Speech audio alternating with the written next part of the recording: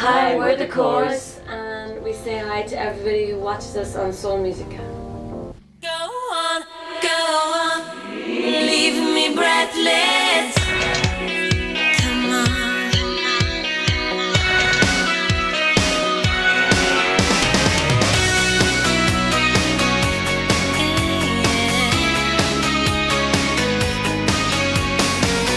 The daylight's fading slowly, but time with you is standing still. I'm waiting for you only. The slightest touch and I feel weak. Well, this is In Blue is our third album, and we feel it's kind of like a natural progression from Talking Corners, our previous album. But it seemed really natural for us, this one, to write the songs, and we really are very fulfilled with what we've written. And it's quite diverse, and we use instruments in slightly a different way than before. Yet it's still us. But we did it in Ireland, which was very good, because we could go home to our own beds and make our own dinners, write songs, and come into the studio. It was kind of fun. Well, I mean, it's not. We haven't ever actually changed our image. We are what we are always. But for videos, it's nice to try some things different. And also because we were shooting in the desert, and the director liked the idea of the old plane and the Hells Angels coming to our gig, which seems pretty unusual that you would have Hells Angels coming to a Corrs gig, because we're pop, So I think he liked that juxtaposition. I think the idea was kind of like a Mad Max type of idea, where it was leather and the desert and scorpion, and it just was an unusual idea, and we thought it was fun. We don't actually contrive to go down a certain path. We just write what's natural to us. It's really not at all calculated. So, I mean, the elements that can be heard, I could say, and in No More Cry, is just natural for those particular songs. It wasn't that we decided, we'll get more rocky, or we'll do this and everything, because we've always been very happy with what we do. We feel we write honestly, so we didn't set out to change or anything like that. We just did it naturally. I cannot lie from you. I cannot hide, and I'm losing will to try. Can't hide it, can't fight it. So go on, come on, leave me breathless.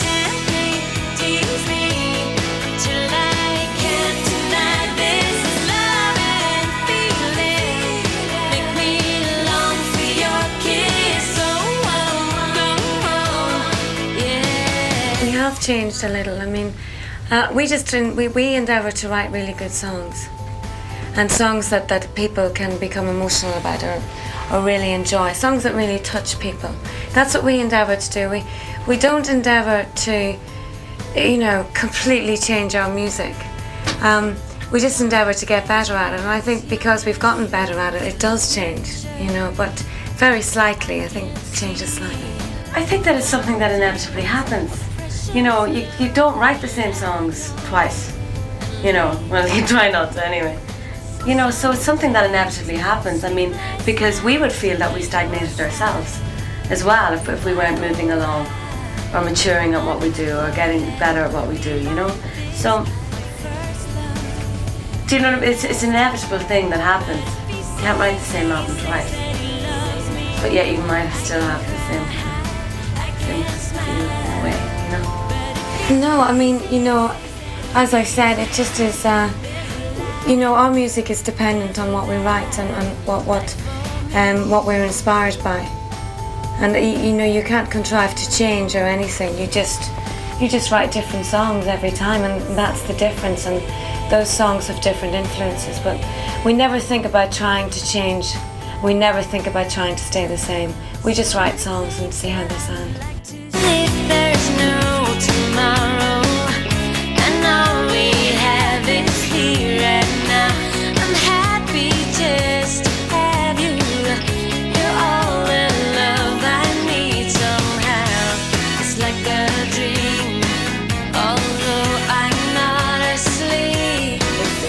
very, very relentless kind of schedule, and it just has to be that way.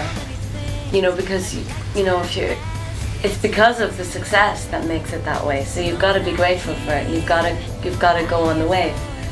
You know, and it's a labour of love. I mean, if we didn't love it, we certainly wouldn't let ourselves get worn out of something. You know, and we really do love. We love, really particularly, we love playing live. That's our favourite thing to do. And you know, you do have to do other things to set all that up and everything. But ultimately, you like to be on the stage. Well, I think it's definitely a strain, but I mean you're achieving all the time, which is an amazing thing. To be achieving so much in one day is incredible.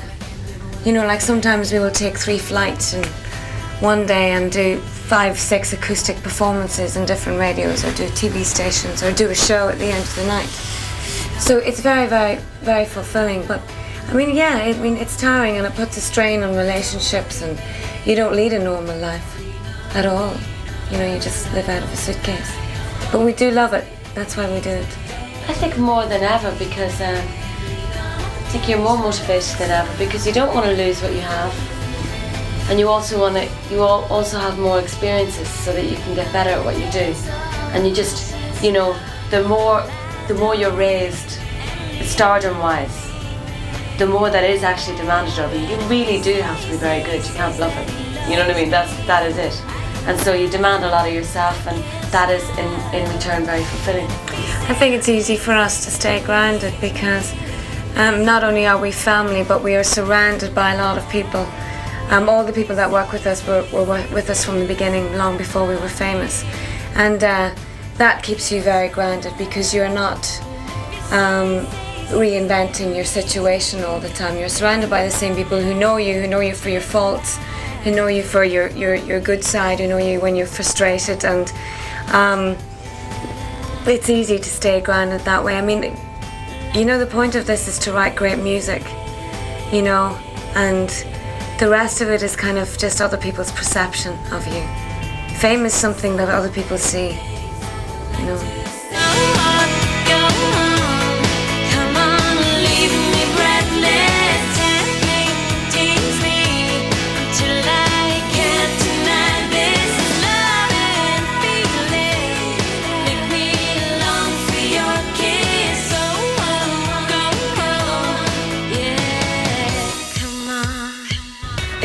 We've just finished the album, so that's all we can see right now. You know, it's a day at a time, and touring it, and hopefully it will. I mean, hopefully the audiences around the world will respond as they have to the other albums. You know, and so far it looks good, because we played a gig and we played some new songs in London, and the audience just loved them. You know, and that's always kind of scary. That's difficult. I mean, there have been so many amazing moments. I mean, we've sang with Pavarotti, we've met the Pope, we've played with the Rolling Stones, you know, we've had the #1 and #2 album in Britain, and you know, and I think the thing is that we managed to have success and have it so far-reaching. You know, that was a wonderful thing. Also, a really good thing about what we do, and probably one of the best things, is that now that we have achieved success, we can lend ourselves to charities and good causes, and hopefully make money and bring awareness to different things. So that's a very rewarding thing, to have a profile that kind of helps you to help other people. Don't know, because I was never in a band with 4 friends, but it's definitely very abnormal for a family to flee the nest together and land in the same nest. You know, again, and keep going like that for 10 years. It's definitely odd, but we just, for some weird reason, well, probably because, more than likely because of our parents and our upbringing, but we have the same goal in life, and that our magic is the 4 of us together. So we appreciate that, and we work as a band, and we try not to let, you know, family squabbles get in the way. I mean, years ago it was harder, but now we get on very well.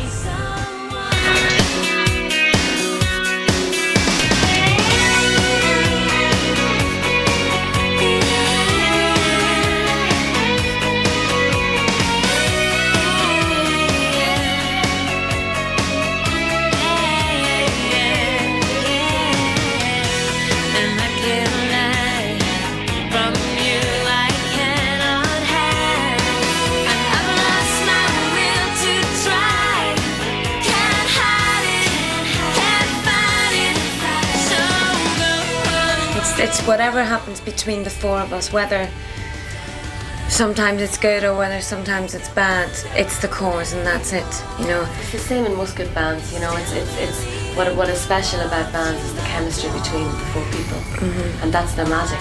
Yeah. And take one away, and you've lost the rest. Yeah, the soul would go out of the band.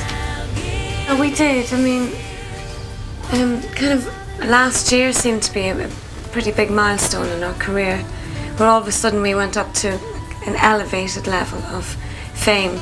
Before then it had been quite calm, and we've been able to very much handle it, and we still can. But sometimes you have to pinch yourself when you go to the supermarket and you're buying your bread and people are going, hey, it's one of the Corrs, and you know, it's pretty crazy. I mean, it's a pretty overwhelming thing. It's hard to get used to. Seeing the bigger picture, you know, looking out in the world, staying as real as you can, doing normal things, you know, not getting consumed by this because it's not real. You know, it's wonderful. Music is wonderful. It's escapism, it's entertainment. But there's a very big world, and we're tiny. And I think it's keeping your perceptions right too. Well, you see, you make it as real as you can because we're representing ourselves everywhere we go. We're not acting like certain people. We are ourselves, and so it is. This is an honest conversation. Except what's weird about it is there's a camera and a public, you know. But this is an honest conversation, so there is reality in it. It's just not reality as most of the world knows it, you know. But it's our reality. It's all been very good. We're happy. Absolute whirlwind. A roller coaster ride. A dream and a nightmare.